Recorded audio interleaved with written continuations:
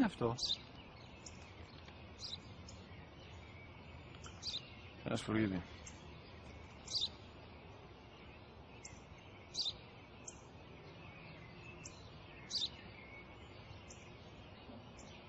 Τι είναι αυτό?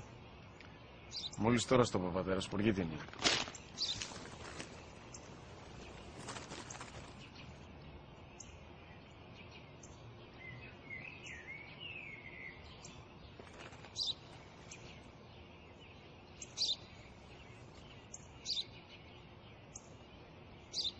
Τι είναι αυτό? Ένα σπουργίτι είναι, πατέρα. Ένα σπουργίτι. Σπου-γι-τι.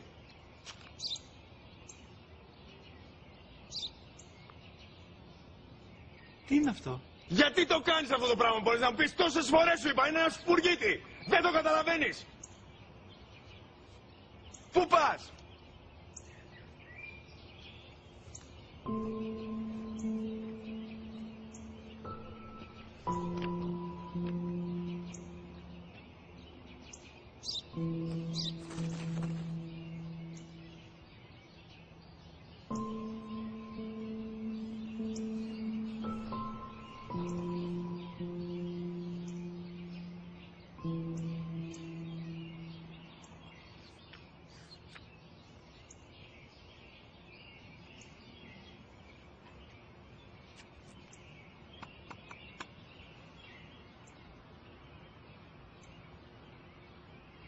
Δυνατά. Σήμερα ο μικρός μου γιος που πριν λίγες μέρες έκλεισε τα 3 καθόταν μαζί μου έξω στο πάρκο όταν ένα σπουργίτι ήρθε και κάθισε απέναντί μας. Ο γιος μου με ρώτησε 21 φορές τι ήταν αυτό και του απάντησα και τις 21 φορές ότι ήταν